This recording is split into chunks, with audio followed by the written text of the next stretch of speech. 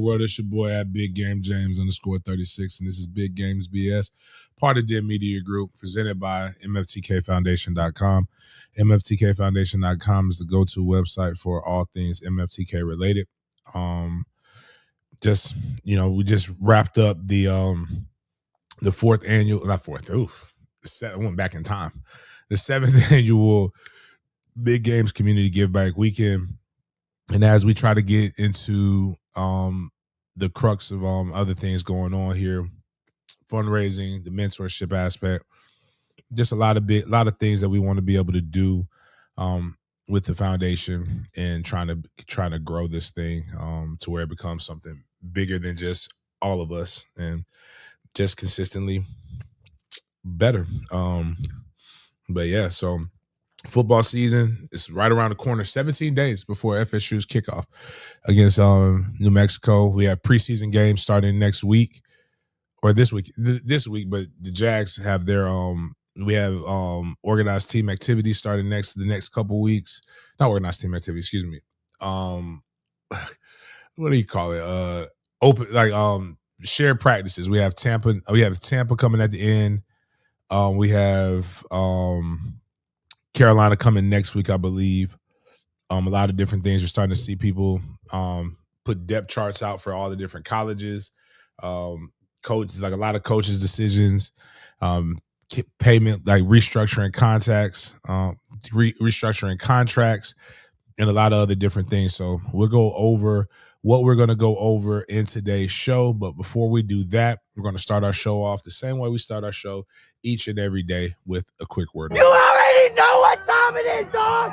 Thank you, God, for another day. Thank you, God, for another day. Thank you, God. God is great. All the time. All the time.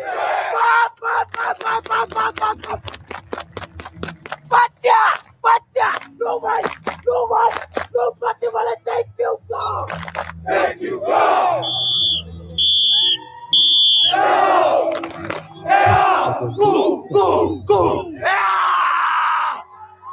You got a request from Charles Walker to play to bring back Smokey Robinson's greatest song of all time, "Gang Banging."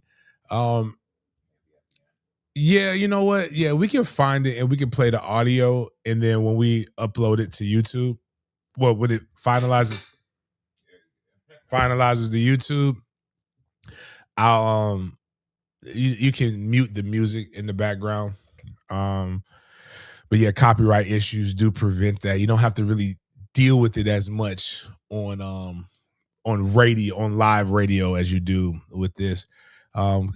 Good morning, Grandma Adrian. But we'll get into the topics that we're going to have on today's show. We're going to be obviously talking the MFTK segment. We'll be talking about an MFTK kid that we all know very, very well, making my life hell. FHSAA and government, a faux government bureaucracy, and how they're helping the kids or hurting them. We're gonna get into FSU talk. So if you got any FSU fans that have questions or want to add to the chat, or you want to troll, tell them to start coming over now. But then we're going to be talking about FSU pretty heavily and trying to get into what we need to get. We'll talk a little bit about the Gators and then the future of college football. Get into the NFL. We'll obviously be talking about the Jacksonville Jaguars, the circus that is in Cleveland, midgets playing the quarterback position, NFL money, and and then we obviously we'll do our big games BS or bussin segment where Jaden found us something on the internet that we need to figure out if we want to eat or not. Was it the other day was a corn dog, right? Yeah. A corn dog was the was it a chili? It was a fried chili corn dog, but it was just random, but it did look delicious though. So but as we go ahead and get started, do we have any of the stuff up ready to share, Moss? We get into the MFTK Stingrays. My park ball team. I am having the damnedest time. Like, I don't know what's going on. I know everybody talks about park ball. They complain about park ball. I'm literally giving free slots away to like have a hell of an experience with some young men to be able to go travel and play. And I cannot find linemen to save my ass. Like, it is insane when to think about how hard it is to be able to find this. I'm not asking parents for any money. I'm not asking for anything. I'm just like, yo, I need some guys to be able to come in and just want to be a dog. One of the things I think is too early, and I heard the guy who's the I want to say the owner, but the president of the Atlantic Stingrays organization, he was on Facebook Live and he brought up some really, really good points, right? His point that he brought up was like the younger kids playing offensive line. It's the only position where you're guaranteed action the entire game is on the lines. Wide receiver, especially at the young ones, can't nobody throw that ball like that. So you really, honestly, it's like left field in baseball. Or is it right field? Excuse me. Right field in baseball. You put your worst player there because most people are going to hit it center field, left field, or in the infield. Very few people get action in the right field. And that's what the wide receiver position, the running back position in the younger age groups is really what everybody wants to, but it's really just bragging. You just want to be able to say, my baby did this, my baby did that. But playing in the trenches, it really shows who has the willingness to hit, who has the willingness to hit over and over again, and who's aggressive. And that's what you want, especially when they get to the age where it's 10, 12, when they're starting to really figure out who they are and learn the game. You want to know if your kid is a dog or if he's a puppy. And I think too many people have, like, my son is a football player. It's kind of like, anybody remember the movie 300? And they were like, what is your profession? Like the guys came say, I'm a gardener. What is your profession? I'm this. What is your profession? I'm that. Spartans, what is your possession? Your profession. And they just did the little barking shit. Like, their profession is being, I gotta take that down. Is because that's kind of the schedule, but it's an update. Their profession is being a dog. That's what you gotta be, is a fucking dog. You can leave it up there for now. I don't know. Is being a dog. Can you handle being uncomfortable? That's what you want to start learning. And those are the things that you should be looking for in a park ball situation. Like, I am literally trying to line up I got some talent. I don't have the depth. And every part about me wants to be able to say, man, I don't need this shit. But I'm trying to fight through this shit because at the end of the day, I want to be able to impart into these young men something that other people have been afraid to impart. And development isn't development without being uncomfortable. Parents always want to win. They always want to be, some parents want to win more than they want to be developed. Players want to win more than they want to be on the winning team, more than they want to be competitive, more than they want to develop, more than they want to be taught, more than they want to do anything else. And that's why the culture is the way that it is. Like, when people are saying, well, oh my God, look at the part. Like, that's why I'm telling people a different view of 7-on-7 than what others have, because I've been to the high. Like, you can't, there's people who have had way better careers. Way better careers. The average person, not even the average, 90% of the people that I'm coaching against, or that kids I'm coaching or kids that I'm influenced have even experienced the level of play that I have as a player Or even as a coach, I've coached in state championship games. I've coached teams that have been exponentially talented that have underwhelmed. I have coached teams that have overproduced that probably shouldn't have. I am really more concerned about teaching kids how to do things the right way, because as I have said, since I have had kids, I don't give a fuck about having the world's greatest 7-year-old or having the world's greatest 13-year-old. I don't want to pay for college. And that's what we're trying to teach, some concepts that are going in here. Again, everybody wants to be developed until development becomes uncomfortable. And really, it's two positions that you play until you get to high school. And even in high school, you still play these two positions, even if you have another position. Again, using that Spartan quote, there were soldiers that knew how to garden. There were soldiers that knew how to do other things. You're either a dog or you're a puppy. And you gotta figure out which one that you are. Speaking of a dog who ain't no puppy, is this next kid that we're going to talk about that made my life annoying. Like, Miles, you probably not into this because I don't think people have connected the dots with you about how close you are to one of the best high school prospects that have ever come out. But there's a young man that I'm close to. Talk to his dad damn near every day. We're getting into our 7v7 organizations, things. We're doing coaching applications. We're doing player evaluations. So like if you think your kid is good enough to be able to play for us, we would love to get your information so that we can keep you in the loop. But every time something happens with a young man by the name of Bryson Wright, my phone gets to ringing, dinging, dinging.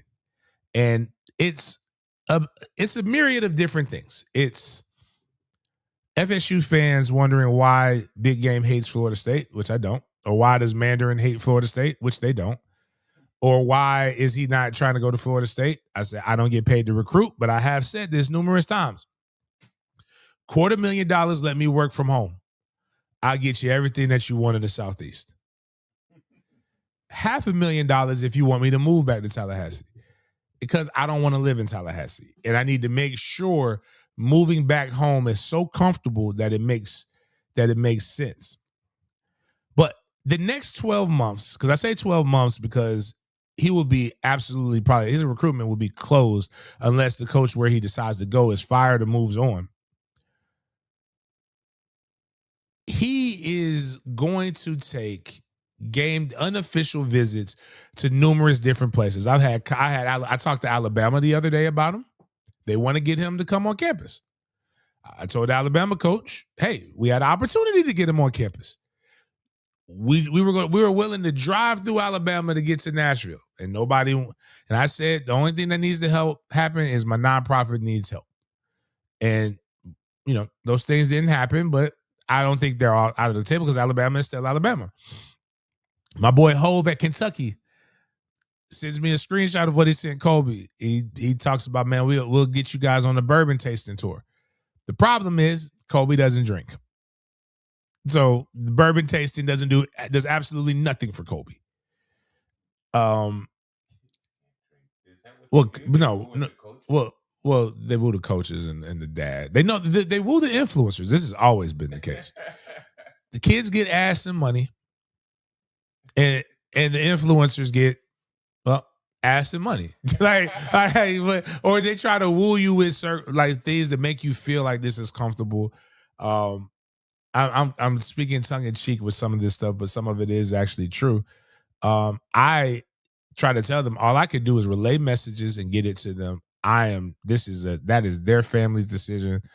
Bryson is dope. They're gonna make the best business decision for the kid. And I don't mean business by just finances. I mean business like overall, what's better for him.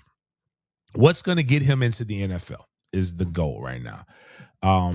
He's picked September 12th. He's going to go to Texas, which they've been to. All these places he's been already, and I try to explain to people. But who does Texas play on that day? Texas football. Ooh. Ooh. Do you know who Texas plays on that day? Texas plays Ohio State on September 12th. Oh, wow. Who does Florida play on September 26th? That's got to be a big game.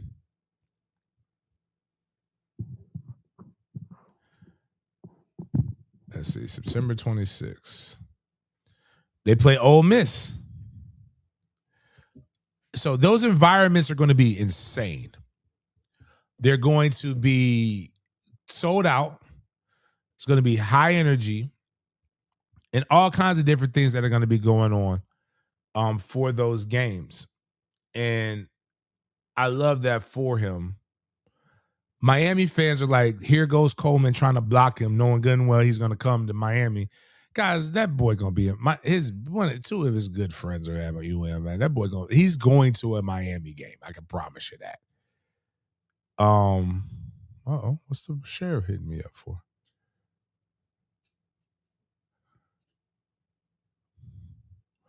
I'm gonna be hanging out with Sheriff Ken Jefferson, former JSO at the SMU game. I'm gonna put him as a celebrity guest coming to our tailgate. He will go there. There'll be other places that he will go check out. But I think people are just like losing their mind. And it's ironic that Chad Simmons put him as the number one overall recruit before they officially announced the recruiting change. So he is now the number one overall recruit in Rivals and a few of those other different places. But, you know, the things that I believe any recruit, what would I tell any recruit, not just Bryson Wright, any guy who's in the MFTK organization, anybody who kind of hits up Big Game and says, hey, Big Game, I need some advice for not just my son, but my daughters, because this translates to every sport and every type of college recruiting. Is one, who is the actual coach developing my position? Who are the people in front of me and who else is coming in? What does the depth chart look like 2 years from now? What happens if my position coach leaves? Does the offense or defensive scheme actually fit me?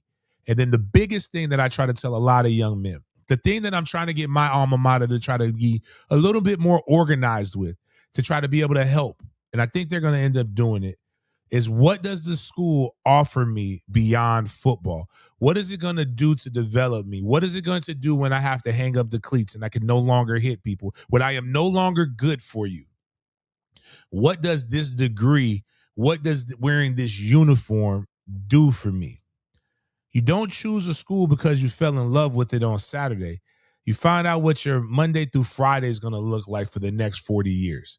That's the school that you choose. And, you know, the NIL, the money, I always tell people the money's going to be the money. He's going to get that. He ain't got to worry about that. That boy's going to play. That boy's special. But the biggest thing is relationships and what is this school going to do for me?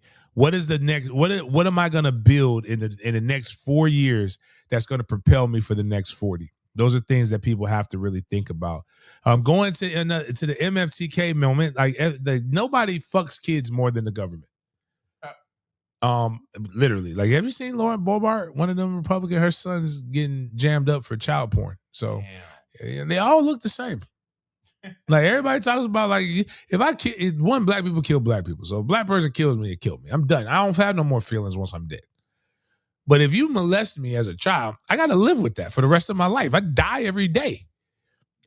But you know, this isn't necessarily molesting on that level, but it is truly shaking up kids. And we talked about this a few weeks ago.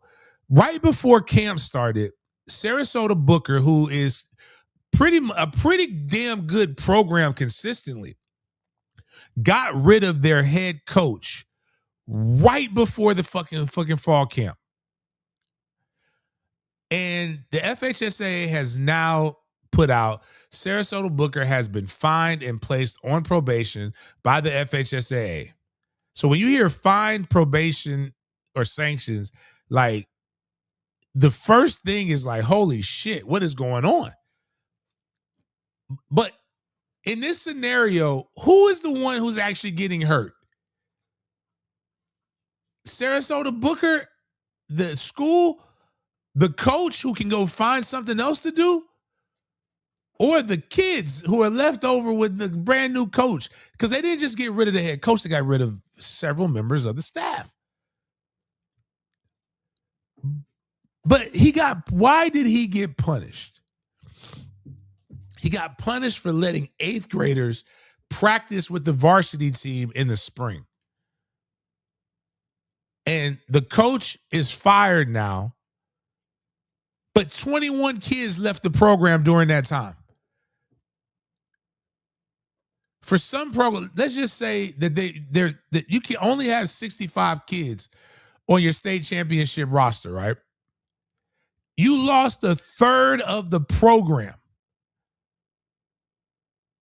You might as well have just said dead the program. And you made everybody else better. You have just now endangered, because you lost a third of your team, the young men who weren't developed, who probably are not ready to play, causing a bad experience for them in football, which you know what they're probably going to do after that? They're probably going to transfer out as well. They probably just couldn't find a landing place at this point.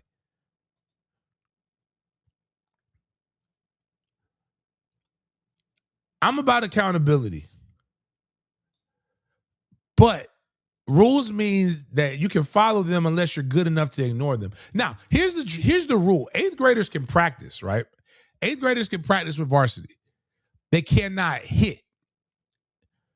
You can practice, you can stretch, you can do you can't do one-on-ones because that's involving hitting. You can do anything that's non-contact related, you can actually do. It's actually a really good recruiting strategy. And in some schools, what they do is they have varsity practice during the day. Then they allow the 8th graders to be able to come after that so that they can start getting, that 8th graders they believe are coming to that school so that they can start getting acclimated. This is nothing new.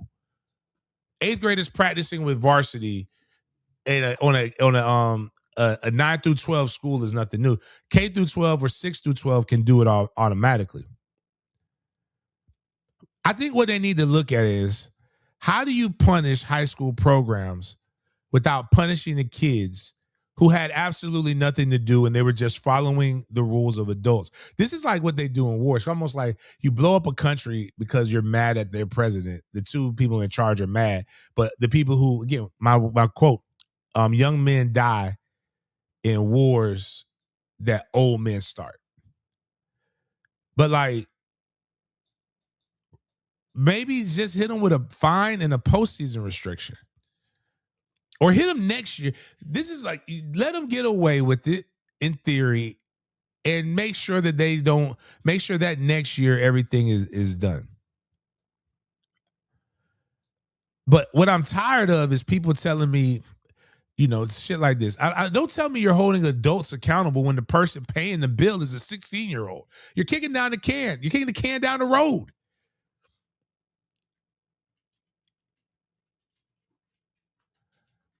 But I just firmly believe that that's just a bullshit. This is bullshit on the FHSA. There's other schools. There's plenty of schools that did this. The only difference is they got caught.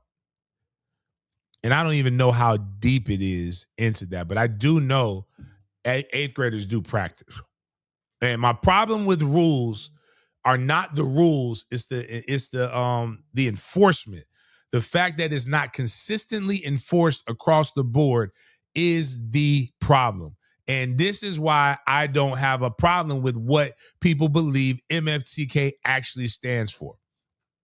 Damn near everybody right now, this is an MFTK moment from the FHSAA. Because when they fired that coach, they immediately said, man, fuck them kids. Rules are rules. When that coach did what he did, he said, fuck them kids. These kids are the only kids I'm worried about. And these kids being his Sarasota Booker kids. When the person who turned in Sarasota Booker, they said, man, fuck them kids. But yet, y'all like to y'all get mad at me laughing and joking about the things that y'all are doing. Because this has nothing, you can't convince me that this had any semblance of protecting the kids' interest. You were not worried about them kids.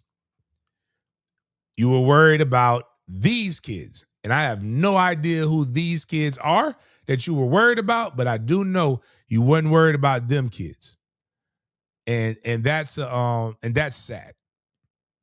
That's unfortunate that these young men are going to be held accountable for what the old men have done. So on to the next. Going into FSU, just talked about FSU. FSU opens up against New Mexico State on August 29th at 7 p.m. and then turns around and plays the next week on Labor Day. Make sure you're also getting ready to tune into. We will have our Gator Bowl segment that will be produced. I think it's not next week, it's the week after that. Week 0. It's we start Wednesday of week 0. Me and Greg McGarity will come on and talk about college football and college football in the world as it affects the Taxslayer Gator Bowl played in Jacksonville, Florida. We'll get into that, but we are 2 weeks out. And what we have right now is an amazing tailgate. We're going to have all kinds of people lined up. We're going to start announcing the different people who are going to be coming to the tailgate. One of those people will be, right now, would be former Jacksonville Sheriff, Ken Jefferson. And he says to me, "Good morning, James. I hope you're doing well. I just wanted to let you know that I would be on the scouting trip with you at FSU when they take on SMU. I'm looking forward to hanging out with you, Ken Jefferson." That's a good guy. I enjoy hanging out with Mr. with Mr. Ken. I used to hang out with the police officers. Like normally, I've been on the opposite side of that in my youth. But he's a former guy, really, really good person, does stuff with the Taxslayer Gator Bowl. And everybody knows you want to experience an FSU game with Big Game James. But 2 weeks out. Right now, we have to look at this roster. And when we're looking at the 247s, the on-3, the chop chats, the renegade rundowns, all the other different, the Mark Rogers show, the different things, we got to ask ourselves, who can help FSU win? Practice tells me what you can do. But the scrimmage, man, that's putting you in situations to where I'm looking for what you're actually going to do. And what I'm looking for right now and what I'm seeing from Ashton Daniels in comparison to the other guys is this thing that they use in the military called command presence. Who can run the offense? Who do the guys look to as the leader? It's got to be your quarterback. It's got to be. And he's running the offense. He's recognizing the pressures best. He is maybe none of them are the greatest at protecting the football from the stuff that I have seen. They're not bad, but they take some gambles and take some risk. And again, I think that can be coached. You can be telling a guy to push the ball down the field. And sometimes it not work. But the most important thing about the quarterback, and one of the most important things that we're going to be looking for when we play against New Mexico State, and the thing that's going to be critical when we play SMU and beating SMU and seeing if the season starts off on a good note, because SMU is the most important thing on that schedule right now. You worry about everything else when you get the opportunity to worry about it, but you got to win SMU. You got to win the games in front of you first. But in those games, when the play breaks down, can you make something happen without making something stupid happen? And that is the difference. When you go back and you look at Virginia, we talked about this on the show the other day. I found 5 wins for FSU last year, and FSU could have went from being a laughingstock to potentially a college football playoff teams if this quote, what I just said, when the play breaks down, can you make something happen without making something stupid happen? We spotted teams' points. We created our own turnovers. And quarterback play isn't about making the spectacular play. It's about refusing to make the catastrophic play. It's about being a 1980s point guard. distributing the ball to the hands of the playmakers and making things happen.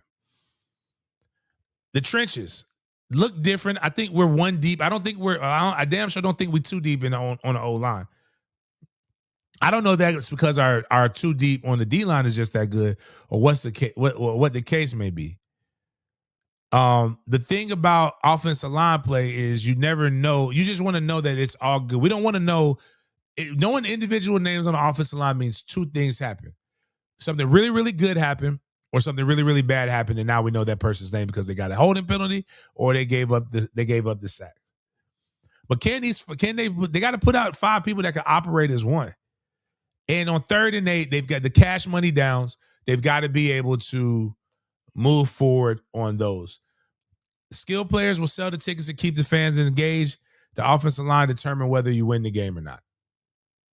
And that's important.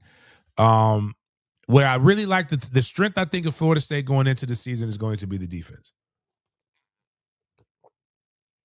In particular, the defensive front 3-ish, 4 at times, depending on the situation, 3rd down scenarios.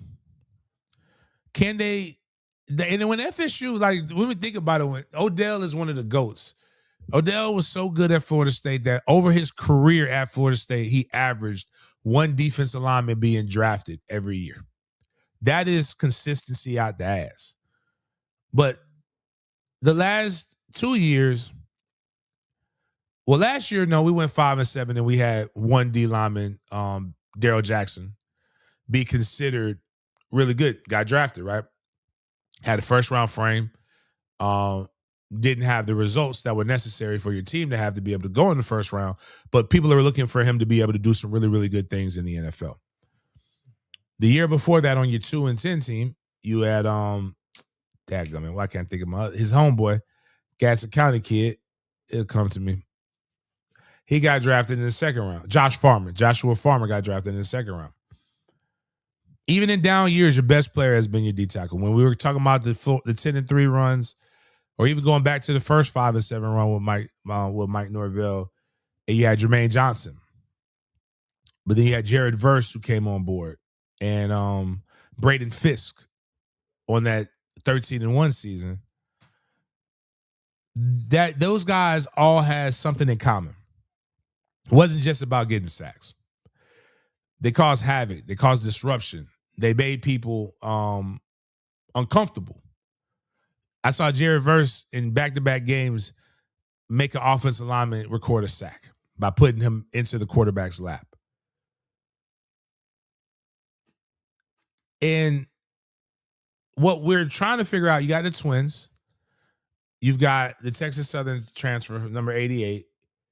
You've got Daniel Lyons, who's finally starting to come into something.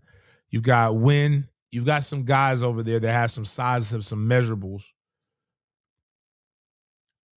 Is bad twin, because remember, good twin was the one coming out. He's a defensive end, looks the part. Bad twin, they had that defensive end, didn't look good in high school. When they moved him to where he was naturally better at in the interior, he's caused all kinds of havoc. Can they reset the line of scrimmage consistently? Is this defensive front 6, front 7, are they good enough for a team to have to game plan around? And that's really the main thing. So I don't think we had any highlights from the scrimmage on Saturday posted, but all I know is right now, August 29th, not September. My bad. August 29th, we got New Mexico State. A little history lesson with this. Do you know the all-time record for Florida State versus New Mexico State, this riveting rivalry and matchup? No. It's 1-0. Florida State last played New Mexico State when my mother was 4 years old. October 3rd, 1964, take you back. On the road, to New Mexico State in the 60s, dog. That's a bus ride. They wasn't flying in. They went in, they rode that bus for the sole purpose to beat the hell out of some asses. The score was 36 to 0.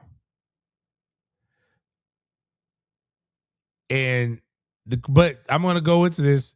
We don't need Florida State to go undefeated in August. We need Florida State to go undefeated in September. That's when we got to win the September games. But you can't get to September till you get through August. Let's go into September being 1-0 with all kinds of hype and momentum going into the SMU game. Little Florida Gators. Got to get that Gator talk for the Gator fan that listens to this. I want you guys intrigued and enthralled. We're gonna talk about your throwback uniforms. We have the picture of them. We're gonna rate these 1 to 10. Everybody, Twitter, YouTube, whatever you're watching this on, give me your rating, or we could just give a simple thumbs up or a thumbs down. Let's look at the Florida Gators throwback uniforms commemorating what did that be, the 60th anniversary of 60th anniversary of Steve Spurrier's Heisman Trophy run. So what do y'all think about this, Miles? You got to push the comments down.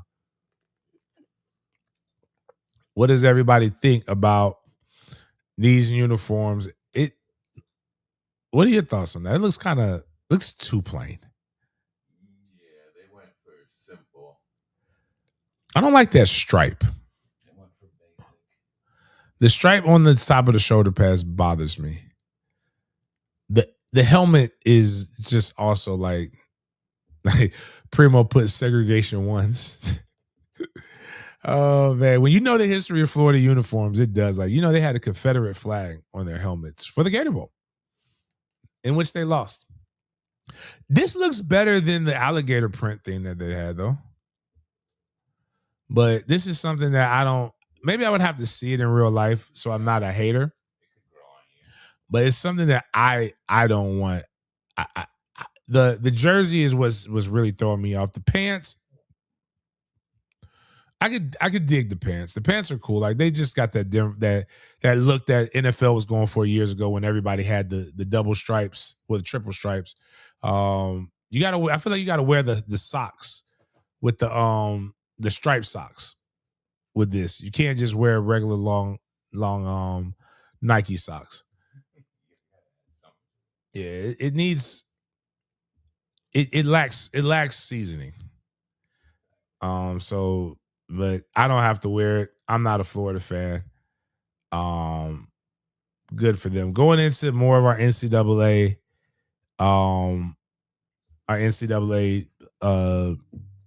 content. We have Power 4 road records. And I want to know what we got. One day at a time, put too much blue. That makes sense. That Virginia, like, that's what the problem is when you start looking like other people. Every Power 4 school's road record the last few seasons. Georgia is at the top with 18-2. Ohio State and Oregon tied for the most wins at 21 apiece. 3 losses and 4 losses respectively. Notre Dame 16-5. Michigan pretty good, 18-6. Alabama 18-7. Clemson 17-8. Penn State 16-8. Brigham Young University, the Stormin' Mormons, 18-10. Florida State is 10-13 on the road. Where does that put them? Miami is 15-11. And the Gators are 5-18 on the road. So as bad as Florida State, again, you don't hear the same shit. Did you realize this? Florida State, the arguments. Florida State's only won 7 games in the last 2 years, which is a terrible, like, snippet. Like, it's 2 years. Like, you had a bad 2 years. Happens. Florida fans love to use this. You know how many games Florida has won in the last 2 years? 9. Like, it's literally, we're arguing over who's the worst. Like, it's all trash. LSU. Where's LSU's record? Somebody put they didn't expect that from LSU.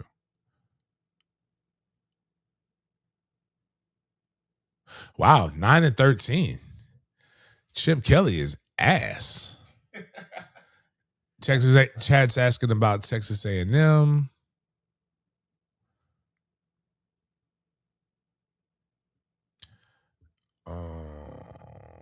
Wow, 7-13 with all of that money that they put in. Like, I look at Texas A&M. This is also why I'm starting to become like, scheme matters. Nobody's recruited better than Texas A&M the last decade, or very few people. Jimbo recruited very, very well, and Elko has been recruiting well. Miami seems like they're getting everybody, right? Only because we live in Florida. Texas A&M has a better recruiting ranking right now. They have 6 5-stars and 13 4-stars. And in 26 players committed. 19 of the 26 players committed are what they would consider blue chip caliber recruits. Miami has 5 and 12 in a hotbed with the momentum. And so I just think people got to realize what you're saying and just chill and cool it now, because Texas A&M has been recruiting well, and they're still behind Florida State in the last 4 years with their road record. Now, when we go into this, I like going to certain places. Like, I like this goes to the Big Ten argument in the versus SEC argument. People are like, what about the fans? What about this? Real fans like going into hostile environments and chilling and fight. Like, I love, like, when Miami and Florida, when Miami's good, going to the Orange Bowl is a fun experience, especially when you win.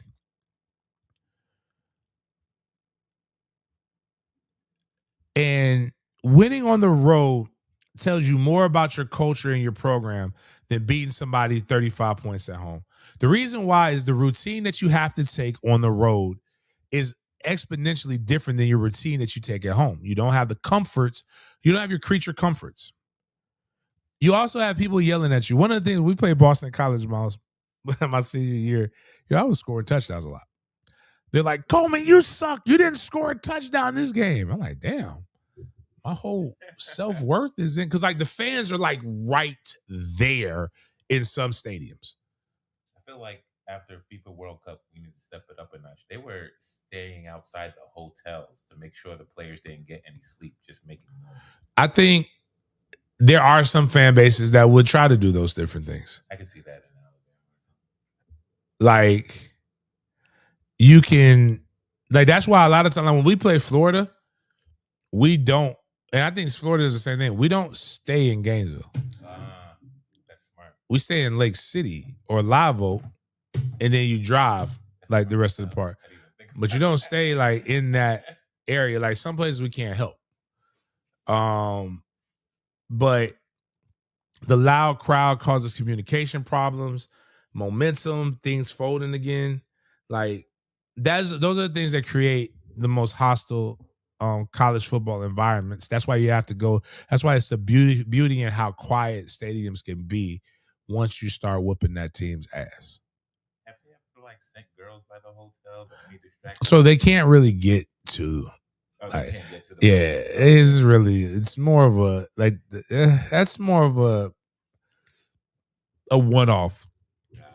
Like, they have security on the floor, and you can, like, they just really don't. Like, they block all. Like, when Florida, when these teams travel, NFL and college, they essentially buy the hotel. Oh, like, there's very few rooms that they have left, and you have your regular security, you have your student assistants, you have your GAs, you have your admin, you have so many lines and levels. Like, I have gone to places that SWAT won't go to for some pussy before. But I don't know if I've ever gone through like some of the levels that you would have to do in order to get through. Now, when we were in Thomasville, we were in some of the hotels. This is how old I am. Like, you still had the outdoor hotels, like the hotel where you got to step out to go, and like there are multiple ways to get to the rooms. Like a horror movie. Yeah, like now that's like most hotels are enclosed now. But like with Thomasville, we stayed in a hotel like that was outdoor, and like girls could come to your room. And if you and your roommate were down, y'all both getting some action, I could see how that could work. But to be honest with you, I could go. Like we didn't go to Thomasville till like 8:00. You can get all the action you need before that. You have plenty of time to get some ass. And then take the bus to Thomasville, chill out, play the game, and then it'd be there for you after the game. Especially if you win. All kinds of strange stuff can happen to you if you win. But like, this is just, that's just too much. Like the whole getting them home. Basketball probably more likely because it's less people, but like you're traveling like 150 people total. And that's just football. That's not including the cheerleaders. That's not including other group band. Like they typically put everybody in. Now you might be able to get you a cheerleader, but like our schedule was, so when we flew in on a Friday, right, to go somewhere, we met at the stadium at 12. Went to flying out, depending on where we're going most of the time, 2:00. Charter plane. Let's just say you land at 5:00. Offense immediately goes to the stadium to do a walkthrough. You go do your walkthrough at the stadium. Defense goes to the hotel for meetings. After that, you come back to the hotel for your mandatory your lunch, not lunch, your dinner. So you're eating dinner. Then Coach Bowden would speak. About 8:00. You have your team meetings after that, and then you're about 9:00. Then you have mandatory snack at 10. Mandatory snack. Where they give you a sandwich. The turkey ham and roast beef that was about this big. They gave you 5 cookies.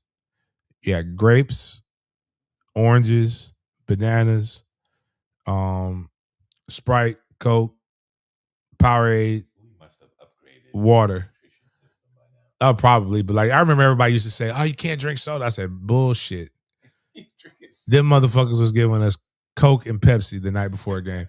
You burn so many calories playing professional and college sports.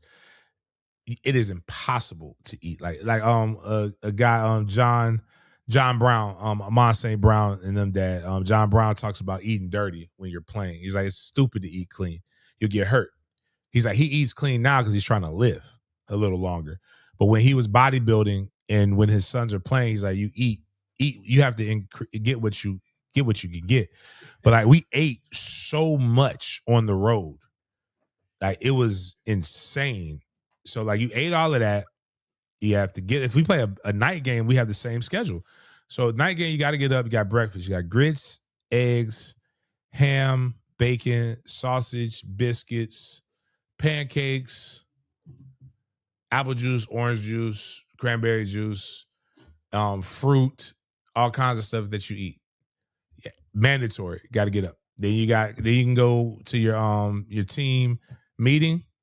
Then we have lunch at 12. Mandatory.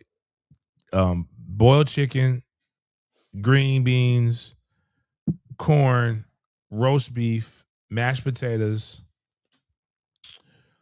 rice, something else I'm missing.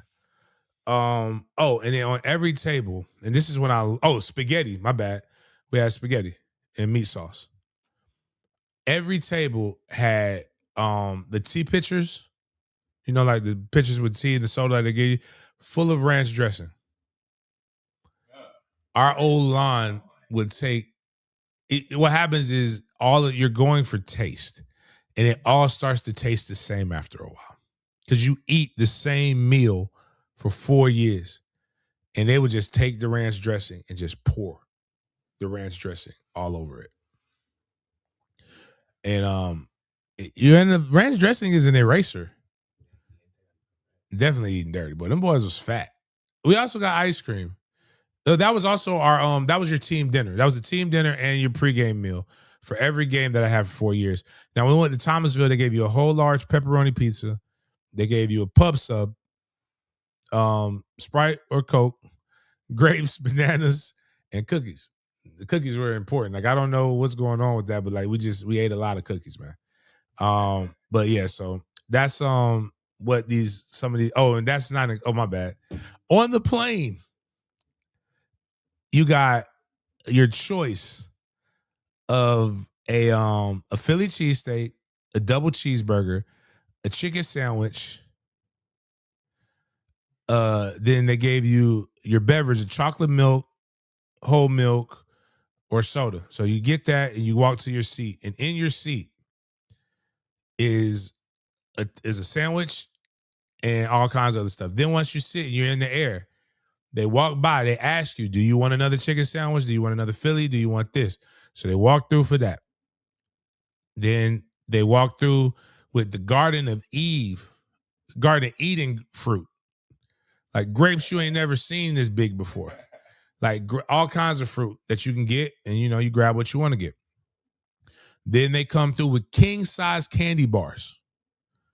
Hershey's, Reese's, Snickers, Twix, whatever you want. They just walk through king size candy bars. And then before we land, they walk through, and this is when I started loving Dove bars. They have the Dove bars. They have the dark chocolate, milk chocolate, chocolate with caramel. Like they come through and you can get what you want to get. As much as you want. That's going and coming. So like coming back. So like it's a lot of food that they would eat. Like these people feed you. Like I had candy dish with nothing but king size. I would just grab king size. Like I would just put it in my bag. Like you come to my house, get king size like during football season. Like you want some candy, man? Go ahead, just grab some candy off my coffee table. Like it's just like you got whole Reese's. You got king size Reese's. I'm like, yeah, get as much as I want. That's something that's just that was a recruiting tool now, but much as they doing the NIL stuff, nobody probably cares about that. I don't even know what they eat now. Who's running college football? That is the question that needs to be asked. That should be the conversation as we bring up the Protect College Sports Act. The PISA. That's what it basically comes down to. It's a piss of shit. It's 20, and they're trying to think about moving to a 2014 college football playoff, which what is the purpose of the regular season if you do that? If we could pull up the Protect College Sports Act made it through the Senate Committee 19-9 in June, but the full Senate left for recess without voting on it. It's now positioned for consideration when the Senate returns in September. The legislation touches NIL, revenue sharing, athlete protections, transfers, and conference realignments. The good news is that when the Senate returns in September, will be one of the first orders of business. They have locked in for a vote, which is going to probably be a long legal battle. I promise that shit would not be anywhere as easy as what folks think it's going to be in terms of everything. If this doesn't give us a dead to the NCAA, then the Protect College Sports Act is nothing more than a farce and politics and shoddy politics. Because in the reality of the situation is the NCAA is just a place that conference commissioners have decided that we will fall under in order to give us some protections, but we answer to our conference, which answers to the presidents, which are private entities that don't have to answer to Congress, because this is something that we should not be spending taxpayer money on. But the real person who answers to the real person who runs college football is the television networks, because they write the check. They're the reason why college football or sports in general has as much power as anybody. And right now, everybody seems like they have a piece of the control, which means if everybody has a say, nobody is in control. They need to have, what makes the NFL so powerful is that even though he answers to the owners, Roger Goodell has the authority over every aspect in the NFL. Whether you want to make this Nick Saban, because everybody seems to have respect for Nick Saban, whether you want to make this somebody else, doesn't matter. But the only way that you're going to have real control is if you actually put somebody in that everybody respects their opinion enough to be able to say that we'll behave and we will fall under your governance. It's kind of like war. That's why I hate when they say don't compare sports to war. Wars, it's the exact same shit.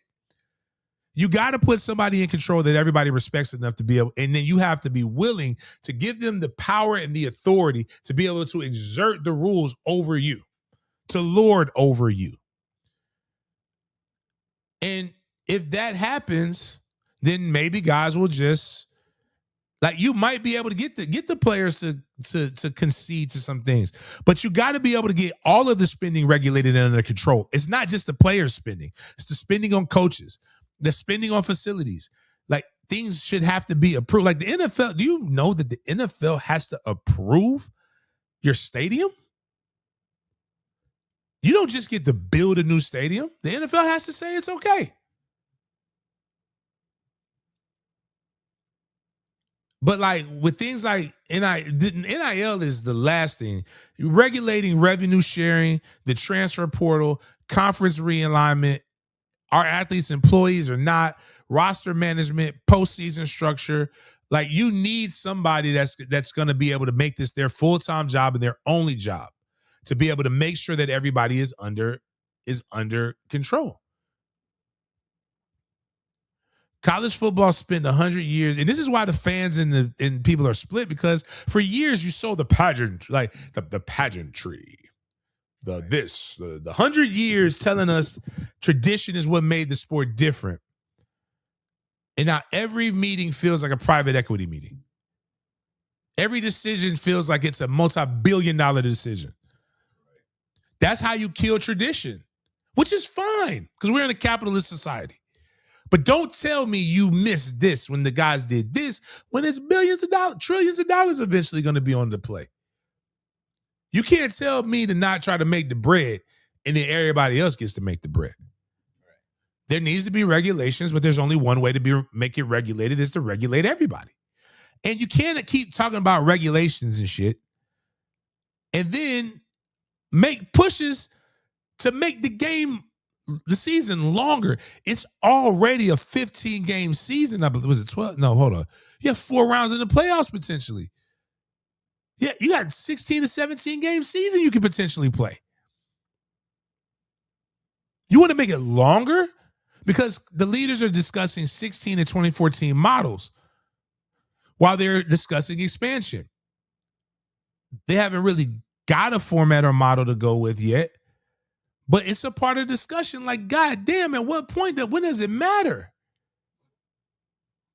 24 teams?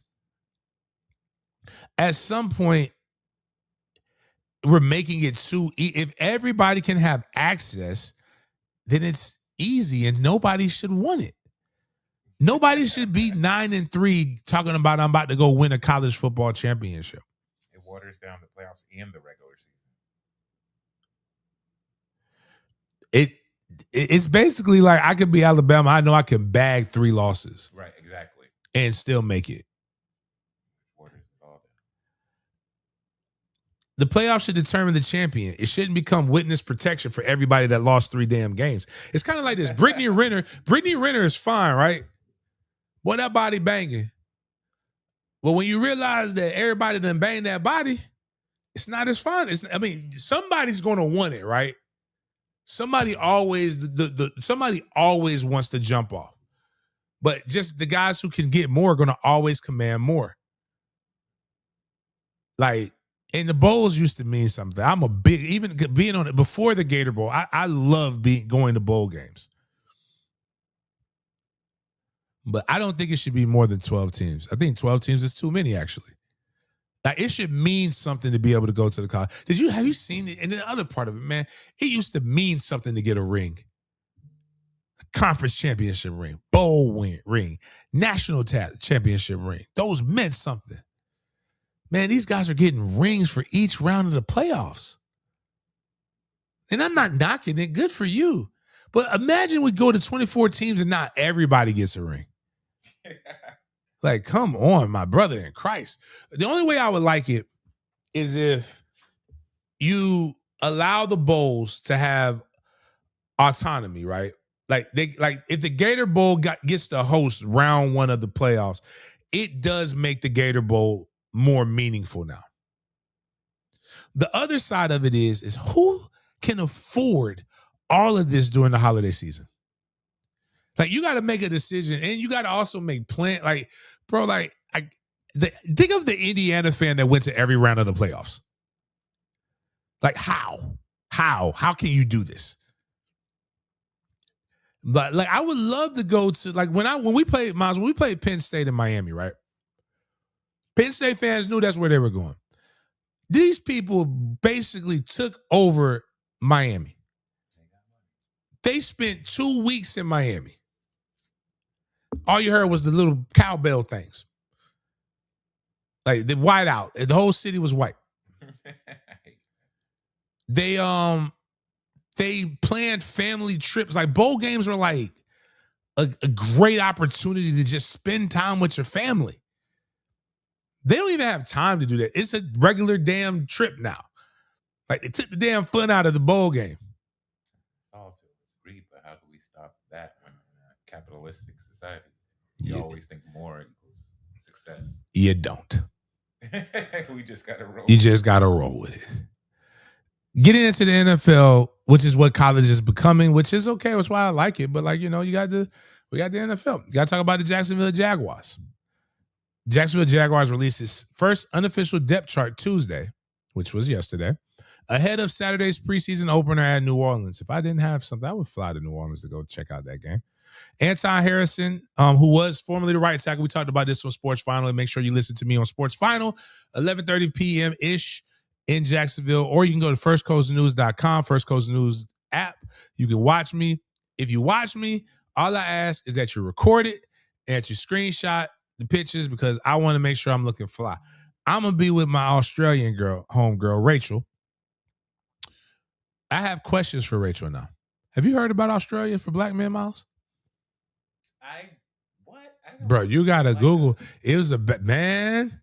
He said that the Africans be pretending to be Black Americans because that's who gets all of the. They're saying Australia. Everybody talks about Colombia. They talk about the DR. They talk about Brazil. They talk about Panama now. They talk about all these different places. They say Australia, especially if you like snow. If you like to play in the snow, Australia is for you. But I'll be on there with Rachel. She's Australian. That's why we talked about that. Parker Washington leads one wide receiver line. Antonio Johnson is listed as a starting safety. The Jaguars have also said starters won't play Saturday. Parker Washington being that third guy. Also, Germany, I've heard Germany does like to have their black men play with the snow as well. We got something tangible. Depth charts in August lie though. So, like, obviously we don't have the main guys playing. Parker Washington would probably go out there and get a little bit of work. Basil Tudin will probably get some work. Chris Rodriguez Jr. will probably get more work. Him and LaQuint Allen, so they can see who's going to be competing for that spot. I forgot all about Amir Abdullah being on this team. That's crazy work. But a lot of these guys are only going to play a series or two just to be able to get some of the kinks out, snaps, and it's going to be trying to see what the young guys are going to be able to do. Who you don't want to be? Was that Trevor Penna? And you don't want to be those guys all the way in the back. Like, those guys are probably just getting some good meals and some stipends, and you're getting that NFLPA. You're paying your NFLPA dues so that you can be able to participate in the benefits when you become old. But they lie, but they don't lie about everything, where you're at on the depth chart and working your way up. Next week will tell us a lot more. Next week's game will probably be the bigger game, and whatnot. Parker Washington is the top guy. He is they're just trying to see which wide receiver Parker Washington will be. Will he be your de facto number 2 because you can't just say BTJ isn't your number 2 because of how you paid him and where he's slotted at, or will he truly be number 3? And in a competitive number 3 and your special teams dynamo. Those are the things that you kind of look for in that. Wide receiver. Can you blow that up a little bit more, Miles? But the wide receiver that I'm kind of looking forward to say, shout out to my guy Travis Holmes for posting this depth chart, doing his job and doing his due diligence. A lot better than me. Probably could be doing more. I want to see what Austin Trammell and CJ Williams, what they're going to bring to the table a little bit more at wide receiver as you solidify the 5th and 6th spot, because you got obviously Travis Hunter is going to be one of the wide receivers that you rely heavily on when it comes to this. Anton Harrison being listed at a starting left tackle. He's been playing right tackle for his NFL career, played left tackle at Oklahoma, was very, very good at left tackle. That's where he's played primarily, but now they're switching him to his more natural position because that's where they feel he could do the best, and you need to see if he can protect Trevor's blindside. If he's able to do what you need him to do, now that sets you up for your future going forward. Because now you picked up the 5th-year option, you have your guy, you have your stable piece. Now you can go find the other pieces on your offensive line to be able to make sure you center around him, and it helps what you need to do in the draft that's coming up. You don't draft a tackle in the first round and pray that it works out. You draft him knowing that you're going to eventually need him to be able to protect your most expensive investment, which is your quarterback, which is especially when you've put so much into Trevor Lawrence, into hoping that he will be the future face of your franchise. The craziest thing about the Jacksonville Jaguars right now is how many young players that they've actually had that have been pretty good, in particular that were a part of that playoff appearance in the AFC South Championship last year. You've got your quarterback Trevor Lawrence locked in, right? You're hoping to get something out of Brian Thomas Jr. You figured out what you want to do in the running game right now. It's cheap for you, and you know that you could probably go get somebody else. You have Jacoby Myers and Parker Washington for cheap. So you have you've got your tight end with Britton Strange, and you have the tight end behind him for the future. So you actually have a lot of key components that you believe are going to be good football players for cheap. You've got Anton Harrison locked in for this is year 4 and year 5. So you know you're going to have to be able to kick the can down the road, but you know what you have with him. You've got a ton of guys that you've got locked up to be able to make a strong run for the next 3-4 years. Before we get into the running back situation, you got to remember that right now August depth charts really make sense for 35 for roster spots 35 to 53. That's who this is really, who's going to rise, who's going to get buried under it, which rookies got to step out, which veterans can't assume their position is safe. That's what you got to start looking for when it comes to preseason games and all of these different things. If you want to have more enjoyment out of it, you want to be a nerd, you want to be buy into it, that's really what you're looking for when it comes to these things. All right, you can pick up the running back thing. My bad. What's this thing? Said the Jaguars settled in the running back rotation at camp. Tootin with start drives. LaQuint Allen is your third down back. Chris Rodriguez is your red zone back. And I think I hope they don't rotate that much. I think Basil Tootin and Chris Rodriguez will be the guys that you like the most. LaQuint Allen was the third down back last year, so that does makes sense. So thinking about preseason and thinking about playing games is when you start thinking about what can happen that could be detrimental to your team moving forward. And the injuries in the depth part is what you don't want. Take Trevor Lawrence off the board. The one player that Jacksonville can least afford to lose, and that gets you kind of thinking about your fantasy football construction. And I think the person that made the offense go was Jacoby Myers. Wow. And this is what I'm saying. Like, I don't think he's going to be the fantasy football guy. I think Brian Thomas Jr. is going to be that guy because toward the end of the season, once they got him, Brian Thomas Jr. started catching the ball. So it seems like catches are contagious.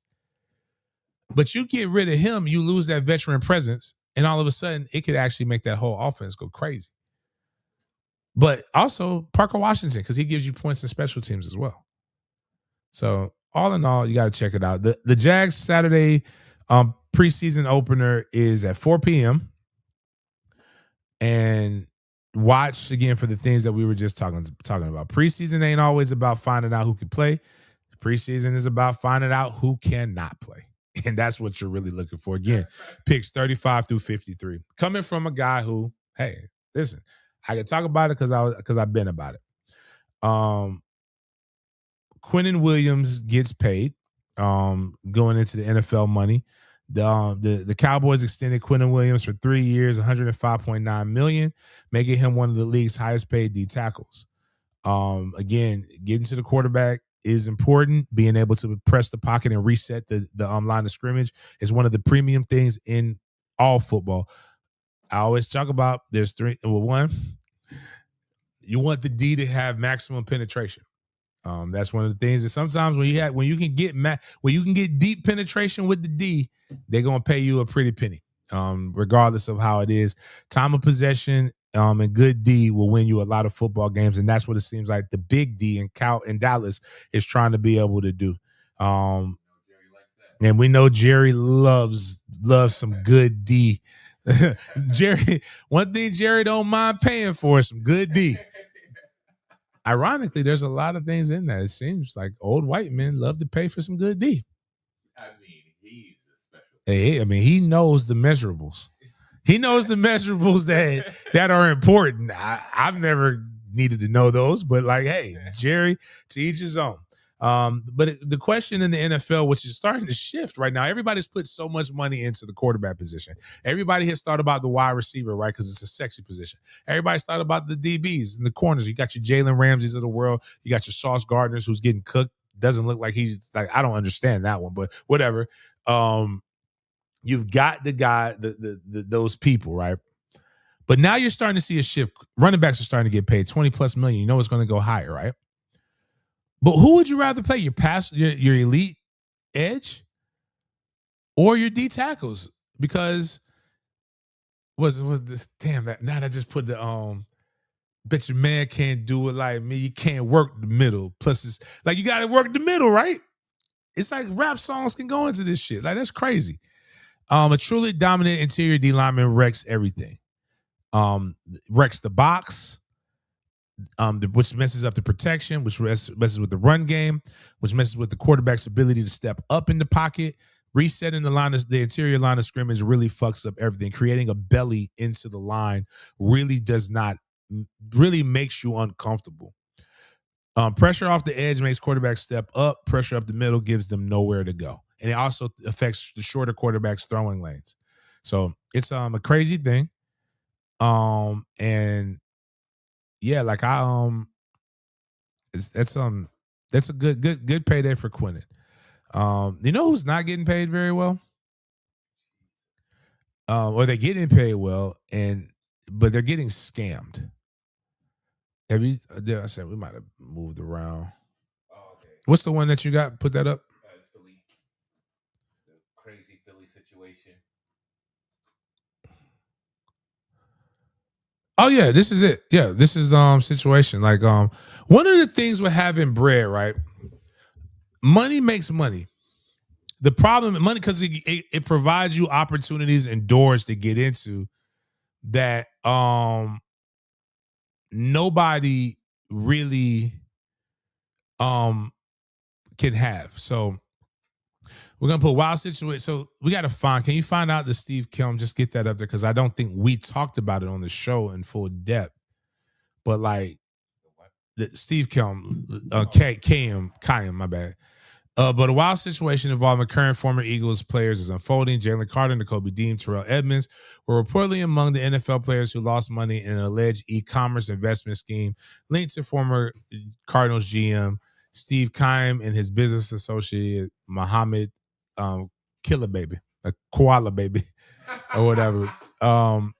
Can you scroll up? I mean, I guess you got to move me off of that so I can read the rest of the tweet.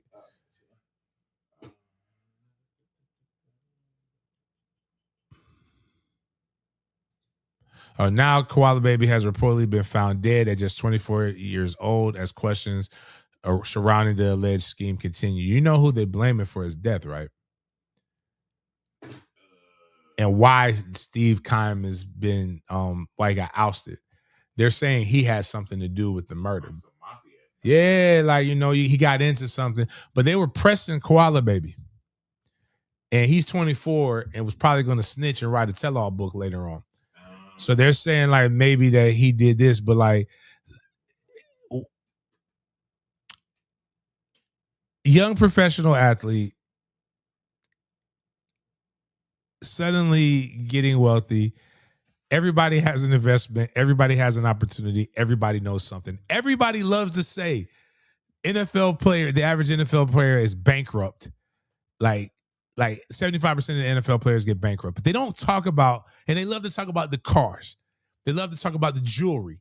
They love to talk about the strip clubs and the spending, but they don't realize those things are write-offs anyway. Also, you can't just get money and just put it, like you can't put all of it in your retirement. You can't put all of it in certain things. You can't put all of it in just your savings account, because what ends up happening is you get double taxed on a lot of that money if you don't spend. I remember Malik, when he signed his big deal with the Jags, right? He showed me his account. And he bought his mom a $90,000 Mercedes-Benz. And I was like, man, wow, that's kind of wild. Like, why would you buy her? He's like, it's my mom. I can write it off, and I just get taxed on it if I don't spend it. And it's a thing where I thought about it. I've never seen that much money, even in a video game. Like, the most money I've ever seen is when I've been trying to play GM on Madden, and I haven't played that in years. A lot of us are taking 5-figure mindsets to try to understand 8-figure niggas. You don't know. Like, what you call, like Jay had a bar. What you call money, I pay more in taxes. So like, you can only think about what you would think about, and you are tasked with the goal of trying to make this money make more money. And you listen to certain things, and it's like the advice that people with money take. So for me, I can have the most well buttoned up, no loss situation that I can give you.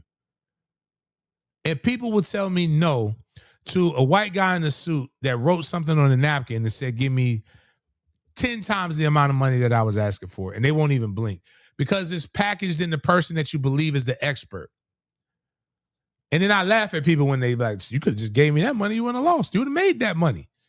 You would have made the money you invested if you'd have given me a fraction of what you gave that person. But what ends up happening is that's how they get caught in Ponzi schemes. That's how you get caught in these other different things. And they have enough to show that you can make your money. But it's gambling. Investing is gambling at its core. Don't invest anything, because once you put it out there, you got to let it stay out there, because if you try to pull it back too early, you're going to end up paying taxes on that. Just know you ain't going to touch that shit until you get a dividends check or until something sells out, and just forget about it. That is instead of spending money at the strip club, you spent money doing that. But I feel bad because they are taking advantage of, they're trying to do some things that the right way, but most people go bankrupt. Like Mark Brunell, nobody talking. They bring up Leon seriously. Nobody ever brings up Mark Brunell being bankrupt or Tony Baselli. Huh. You know how they got bankrupt? You know how Jacksonville got all their Whataburgers? Through them. Oh, wow. Oh, so they brought like 10 Whataburgers here and then went bankrupt. A poor business venture. Poor business ventures is how most people go bankrupt. A lot of guys in that 90s era, the 90s to early 2000s, they all invested in real estate heavily, because it was so cheap, and then it blew up. And then what they were doing was they were getting what do you call it, a loan? Is it gap loans? Not gap loans. Balloon mortgages. So what happens is you come in at a real low interest rate, variable interest rate loans. That's what it is. So like, you might come in at like 1%, and then depending upon the market, it would jump X amount of percent for you to have to pay. So these guys bought these properties, they're getting rentals and they're making bread. They're spending that bread, but they're not reinvesting it. And then what happens is not only did the rates increase, but we hit a recession in '08. And that recession affected the real estate market. And so they couldn't get rid of the properties, but they also weren't earning enough to be able to maintain and keep the properties. So you go bankrupt, not because you're broke, you go bankrupt so that you can kind of redistribute how you pay, who you pay, and how you pay, how much you pay for them. So like those are some things that happen on this level. And it doesn't matter how much financial education you can give to people, because the people who are financially smart get fucked too. The only thing you can do is be conservative and not be greedy. Like they're making bread, and you can put like a lot of this stuff can be put in a traditional. You can put this in an insurance policy, or you can put this in like a like right now. Robinhood give you 5%. You can find a high yield savings account, get 5 to 8% on your money, and be fine. But 5 to 8% don't sound as sexy as somebody telling you, give me $1 million and I'm gonna give you 10.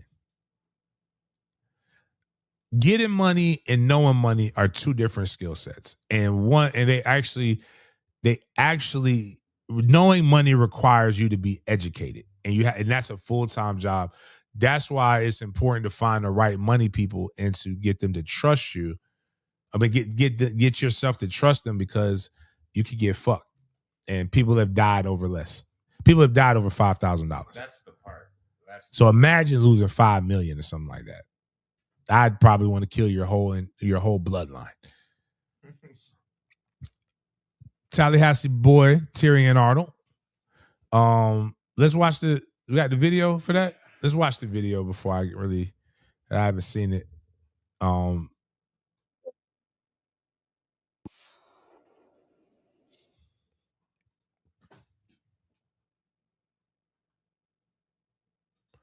Sportsmart puts, hold on, bro. I still don't understand athletes be going broke.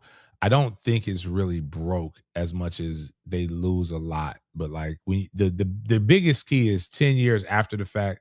Like if you spend, let's say you make 5 million a year, right?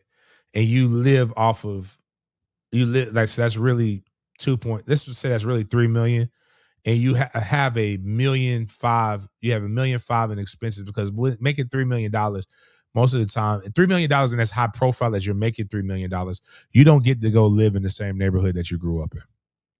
Like it's just not realistic. You have to have. It's not even the money. It's the fact that you're visible and that you're a large human being and everybody knows. So you have to put yourself in places that protect you and your family.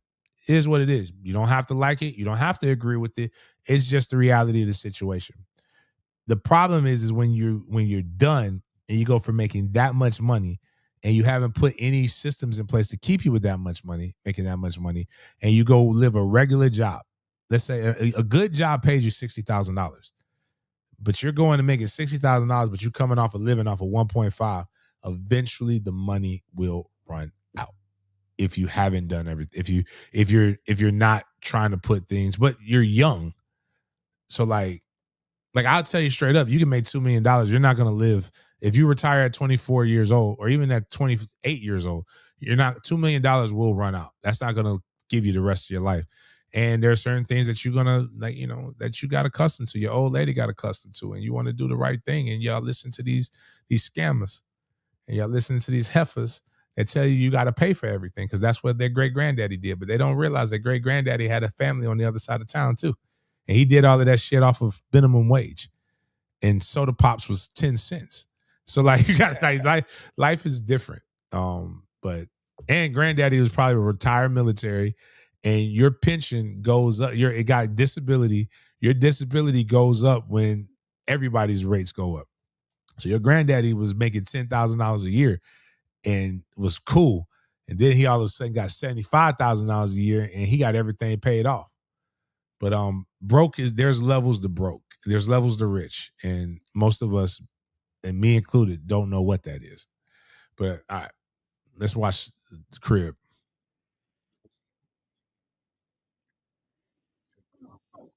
No, we good. Oh, so he still hasn't picked up a team, been picked up yet.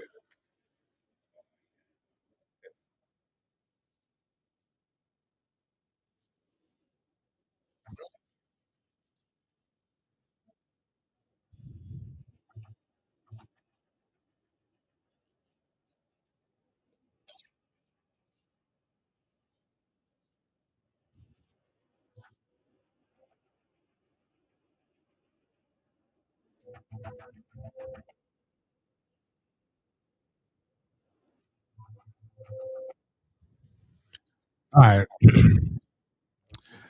Yeah, very dramatic. I mean, will he make them better? Yes. He's a really good corner. Will he be able to digest the playbook fast enough? Who knows? I'm sure he'll make mistakes. I'm sure he's got a bunch of other different things going on in his mind as he's still continuing to work out the court details of the things that he's going through. But I'm not sure why we need to see Tyrion Arnold do a backpedal and break like brother, like the man wasn't that. This isn't me. Like I get some of this shit is just so. He's still meeting with a couple other teams as well. He had his meeting with the Seahawks. He has a meeting with the Saints. Please don't let him go to Houston. That's exactly what I was thinking. I mean, other teams are trying to vet him after his 8 felony charges, including kidnapping and armed robbery. The thing is this, guys, the judge is giving him the freedom to work. It's going to work. I'm gonna be honest with you. If the judge is this lenient right now, unless they bring a true smoking gun, the man is getting off. Like the man is getting off. But I don't need to see him backpedaling. I need to see him in interviews answering the questions that the judge and that you can object to in court. You can't object to the NFL. You're going to answer the questions with truthfully or not. And can he play or can he not play? We got film. He played last year. Like we're acting like this man. Like, come on, dog. Like that was for the camera. That was because that guy wanted to be on camera a little bit. Tell his people, like, look, I'm on Hard Knocks. How much preseason work should established starters actually get anymore? Like the way that the NFL, the risk is not worth it. At the end of the day, either they can play or they can't play. It's like I was just talking about you, either a dog or a puppy. At this point, you can either play or you can't play. They have so much other stuff going on. So, speaking of things going on, Cleveland quarterback circus. Todd Monken still hasn't settled on the Browns quarterback competition. Deshaun Watson and Shadur are at the center of it. Monken recently pushed back when a reporter tried to pin him down on whether one was better than the other. Let's hear what he has to say.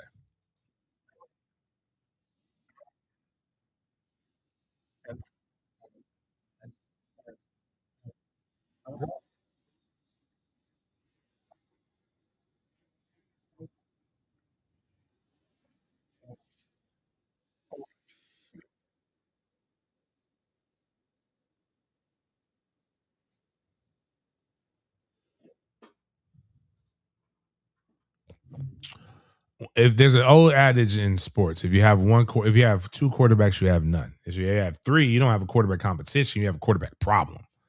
Oh, basically, what Todd Monken was being asked was if he thought Deshaun Watson was better, and he said he didn't say Deshaun Watson was better.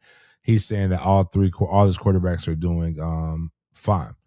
But basically, Cleveland has a bunch of quarterbacks that nobody's just overly excited about. And that's really what it comes down to. Like Deshaun Watson is a guy that you have to play because you have he's got a guaranteed contract. But he hasn't really played football in like 3 years. Shadur Sanders is a guy that's going to be the popular fan favorite who actually did not play bad and has been doing pretty good from a statistical standpoint in practice. But then you have two other quarterbacks that are young that are really making pushes and doing different things. The bigger question comes, like, why isn't there a full-blown starter? We're going to talk about one guy who came into a quarterback competition that's clearly made himself seem like he's the number one. But if we're still unsure in August, one guy is not getting the quality reps in which he needs to be able to get. And that is a problem. That's why you have OTAs. That's why you have minicamp to be able to figure this out. You need to, but the real issue is we need to get rid of these quarterbacks. Like, and I'm not saying that in a situation where I hate Shadur or I don't. It's becoming clear that it's more of a distraction than it is an attraction. And the problem is you got to win games. You can lose your job off of this. But if I'm Todd Monk and I'm figuring out if it's the younger quarterback, I'm attaching myself to the younger quarterback because that's why I'm going to get fired anyway. Moving into another quarterback battle, Kyler Murray is now become the clear favorite to win the Minnesota Vikings job. Minnesota has named Kyler Murray as starter over J.J. McCarthy. Wow. That's reaching. Like, we all thought J.J. McCarthy was great. He's ass. He was ass at Michigan. He's the most ass-winning national championship quarterback in the history of NCAA. Great offensive line, great D, good running back that did not get enough pub, and a quarterback that just played keep away from the defense. But we knew he wasn't any good. He got injured his first year. He didn't do anything. It just makes sense that the midget is going to what is it? The Ewok is going to be the starting quarterback. No, I'm saying he doesn't look like Ewok. The guy who runs like a badass toddler is a much better quarterback than the guy who none of y'all would do anything with J.J. McCarthy. Like, period. So I don't even understand why we were even having that. Murray joined Minnesota on a 1-year deal after leaving Arizona. McCarthy remains in the quarterback room. It's the question isn't can Kyler play? We already knew that. The question isn't does he have talent? The question is what does Kevin O'Connell get out of him? Minnesota has plenty of weapons. They've got structure. They got a coach who believes that understands quarterback.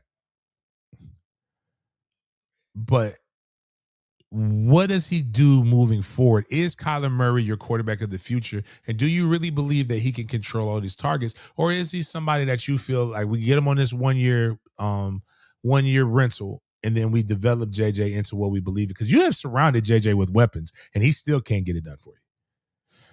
And that's crazy. Is this Kyler's last? If Kyler doesn't do it here, this really is his last opportunity to be an NFL starter. Nobody else is going to take a gamble on him unless they're trying to restructure and rebuild because you've got the weapons. You should be able to make some noise in the NFC with this roster. But the real key is, what does this say about J.J. McCarthy? Is he done? Is he a guy like that you just feel like, hey, somebody did a nice thing. We took a gamble, we shot, and we missed. Will he be able to even stay on? And will he be a guy like a few years down the road where we'll see him as a backup quarterback or even a guy who's a patchwork quarterback? Because here's the thing. You cannot help where you're drafted at. That doesn't matter. Once you're drafted, you pay your contract out, you do that. Eventually that draft status expires. The NFL doesn't care where they drafted you once somebody else starts winning your reps. And that's key. That's what we talk about with MFTK Spartans. You got to win your reps. And JJ did not win his. Kyler won his. Teddy Bridgewater. My bad. I apologize. Went too fast. We got, all right, Miles, here we're going to do. I need us to do this. I need you to keep me on track. We're going to go 1 minute. Each one of these things. So we got Laramie. So Laramie Tons. We're going to put it up there. Let me scroll it down a little bit. Let's see where we at. 5 minutes of fire. I'm talking about the NFL. All right, let's I don't want to wait for the 20 seconds. No, we're good. We can just get it up there on the screen, and then we'll go once I start. We'll get it going. Sources to me and Mike Garofalo, my bad. I think that's what it is. Sources to me and Weiss, Commanders 5-time Pro Bowl left tackle Laramie Tunsil suffered a torn tricep during one-on-one pass rush. He likely requires surgery and will miss at least a significant portion of the regular season. Not a significant portion, but he's done. That is a painful ass injury, and it sucks to rehab. It is literally something that he will be using all the fucking time especially when you're doing that. The push pull of what happens on offensive line, defensive line play is going to be entirely too much for him to be able to bear. I do not. I see that as that really sucks ass for them, and Tunsil might be having to hit that gas mask again because he might be done. Going to Teddy Two Gloves. This time it's official. He has retired. He blow it up. It's so crazy. 10 years around this time, I suffered one of the most gruesome knee injuries the game itself, his players, and some decisions had ever seen. Everything football related since 2016 has been fueled by the experts predicting that I would never play football again. We really showed them by playing 10 more seasons. However, this wheel of mine can no longer deal with something so simple as standing around on the turf field. That doesn't get. I hope Teddy goes and finds a high school team that he can pour into like he did with Miami Northwestern. He is a jewel. He needs to be protected by the city. He is an amazing guy. Actually, my bad. I've meant to talk about Larry Tuzzle. I have a bar for that. Everybody loves weapons until the quarterback ain't got no time to load the gun. This one right here is not going to be able to keep it a second. But Marcellus Wiley, he proved the. Actually, you know what? Pause that. We got to get more time on that. We'll go to the next. Hold on. 1, 2, 3. Okay. Well, those are the 3. Damn. All right. Go back to Marcellus Wiley. To quote the gay thespian from from New York, from Brooklyn, New York, by way of Baltimore School of Arts, and the West Coast legend that was only on the West Coast for 7 years. Not even that. He lived in that. You know, Pac mostly lived in Atlanta during his adult years. Really? Yeah, he died at 26. So, like, I don't even understand that. But he said it's a lot of real G's doing time because a groupie bit the truth and told a lie. Charlamagne the God, co-host of the Breakfast Club, has this saying: listen to all women, believe all facts. We have all seen what happens when people become hysterical. They become drama fueled. They become emotionally driven, and it's not logical. And as much as I have a great admiration for his NFL career, great admiration for where he came up from, coming from Compton, going to an Ivy League school. Incredibly intelligent individual that I believe bootlicks, and I have no idea why he does that. I'm a Black Republican myself, but you'll never hear me just get down on my knees and stroke people because I believe that they're better. I'm around enough white people to know that they just as fucked up as us. Not just white, Spanish, all races. But prosecutors have dropped the domestic violence case against former NFL defensive end and former ESPN Fox analyst Marcellus Wiley. I believe his wife looked at this as an opportunity to get out because he was already facing like a lot of the charges that had resurfaced about him probably strong arming the pussy. And he's maintained his innocence, and he has some things. And one of the hardest part about being a man in these situations, when you're faced against a woman, is in order to defend yourself against allegations like this, because they're making you look so ugly. The only way to defend yourself is to show the ugliness of the other person. And that typically becomes unbecoming. And people like to use victim language like you're victim shaming. You're doing this, you're doing that. But the one thing about law, for the most part, is they will take the side of the woman. But unless he got a Pilgrim's Pride bride, they're going to really look at the facts. And it doesn't look good for you. The only thing that's good for him is that this happened post his real career. So she can't really mess up his real source of income. But she saw an opportunity to be able to get a bag, to be able to get her kids, and to be able to get out of the situation, as many reality TV women do. I remember this episode as Little Scrappy was with the girl. I don't know if that's his cousin, his old lady, or whatever. She broke up with her. She got a divorce from her husband. And she was happy. She was crying. She's like, oh my God, I'm so free. And she's doing all this showing out in front of the camera, right? Until her attorney says you leave with nothing. He doesn't owe you anything. I got full custody of the kids and I don't get anything. What am I going to do? Like, you were just ready to celebrate where you were going to spend the money and your freedom. But like now the reality, the cost of freedom comes into play. And before I even listened to Marcellus Wiley, again, I just don't like Marcellus Wiley. I listened to what his wife accused him of, and none of that shit made sense. Like, she was saying that she wants X amount of dollars to get paid and that he owes her money from a loan. Like, when you're talking in a relationship about money that's owed, like, that's wild. And the only person, and this is where I get sensitive to it, and I don't have sympathy for the opposite sex when it comes to it, is because there are creatures that have to be selfish that are being impacted by this because you're choosing to be selfish. Children are the most selfish things ever created. It's not their fault, though. They don't have a way to survive in this world without being selfish. So they have to demand things until they learn to become self-sufficient. And by the time you learn how to be self-sufficient, damn near, you know what you done did? Created some selfish motherfuckers yourself.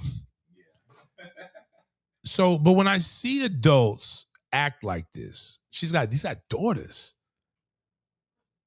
Like I think he has a son too.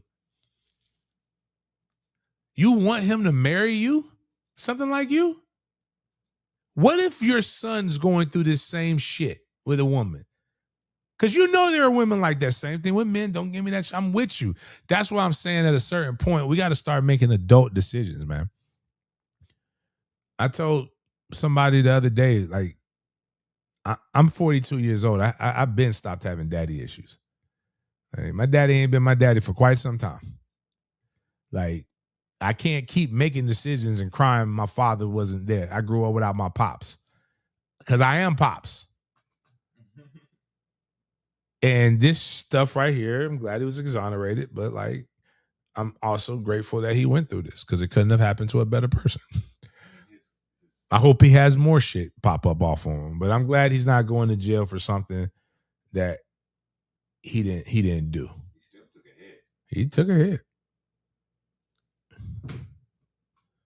His reputation is, yeah. All right, onto lighter things, a little bit more fun. A little bit some fun stuff. Which NFL offense is this? I'm gonna get a bigger. Yeah, thank you. So Alabama running back should be the biggest clue for normies like me.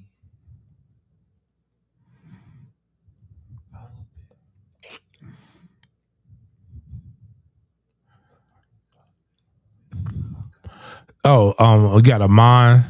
There's got to be Amon St. Rod at wide receiver 1.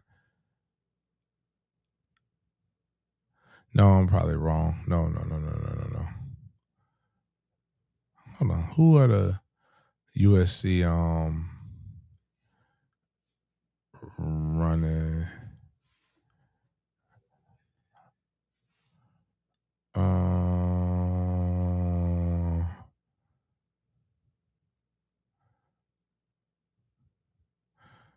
Is it Matt Stafford? Close your eyes real quick because I'm gonna look. Don't look if you don't want the answer. Don't look. Oh yeah. All right, there's the answer right now. What's the team they're asking? So. Oh, the team, Detroit. That's what I'm going for. Yeah, you're right. Everybody's saying Detroit Lions based on LT tight end running back lines. My bad. I said Matt Stafford. My bad. Yeah, I meant Jared Goff. I mean, to me, they're the same white man. Yeah. Yeah, my fault. You're right. You're right. Yeah, but the team is Detroit. So I got the team right. I just got the quarterback. I'm a few years off of that, but it's the running back. It's a wide receiver. There's only one USC wide receiver that's like that in the league. Like wide receiver 1, you gotta go with Amon. And yeah. So damn, that's a power 4 heavy team right there.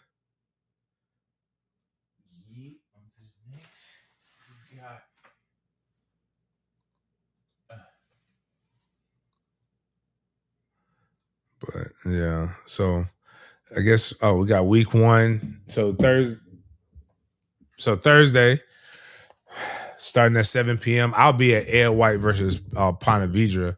Not Ponte Vedra, excuse me. Air White versus Nice game.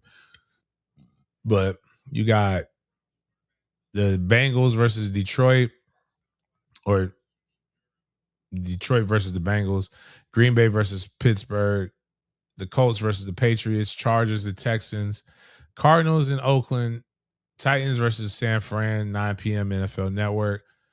Good games on Thursday, Friday night. If you're not watching high school games, you got the Broncos versus the Falcons, the Buccaneers versus the Jets, the Dolphins versus the Commanders.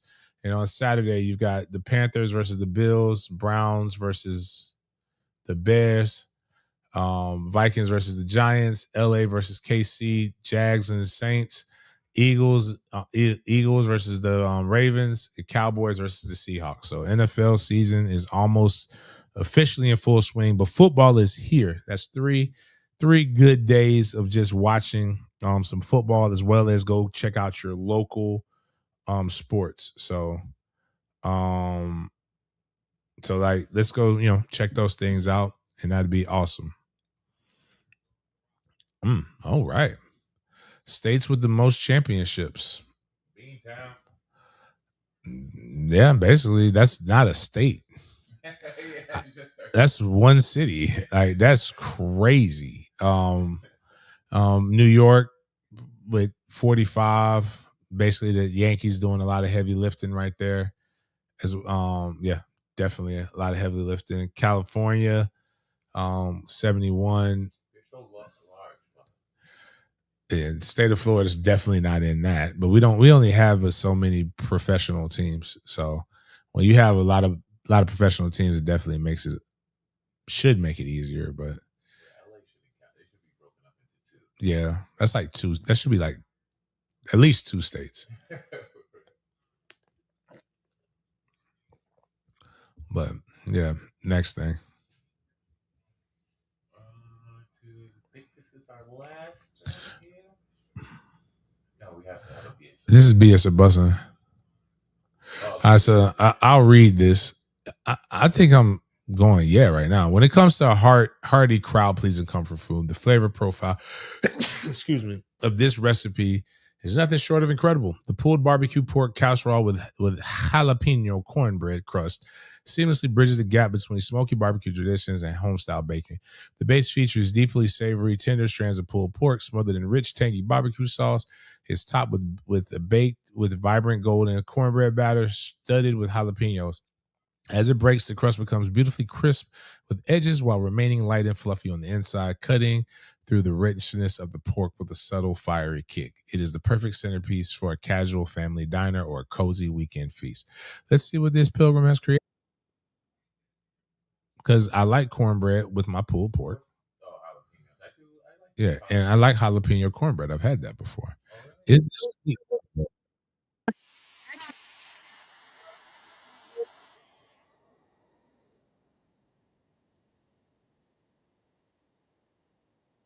It made no real. It is no real. Crazy.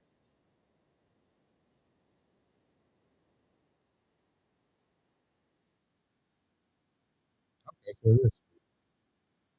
That's good. I'll eat it. But like, she just made something more complex than what I could have ate by now. She could have made the cornbread already. Like, that's the only problem. Like, let me make the cornbread myself. Like, you ain't got to recook the pulled pork. Like, you just threw something together. Like, but that's what a casserole is basically just throwing a bunch of shit in a bowl and hoping it works out. But I mean, that's good. I'd eat it. Like, it's just not something I'm finna go, hey mom, make me your famous jalapeno cornbread pulled pork casserole. Like, that's basically pulled pork pot pie. They just ain't got the cream sauce. But that was, that wasn't BS. It was definitely bussing.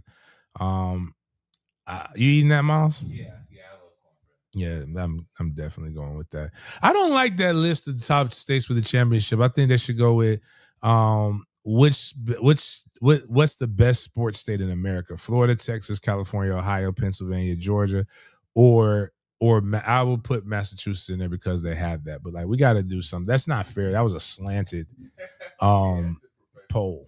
Yeah, like, like how do you get to those professional teams? is where they should do that. It was what the poll should be. But outside of that, man, appreciate you guys hanging out with me here on this hump day, this Wednesday.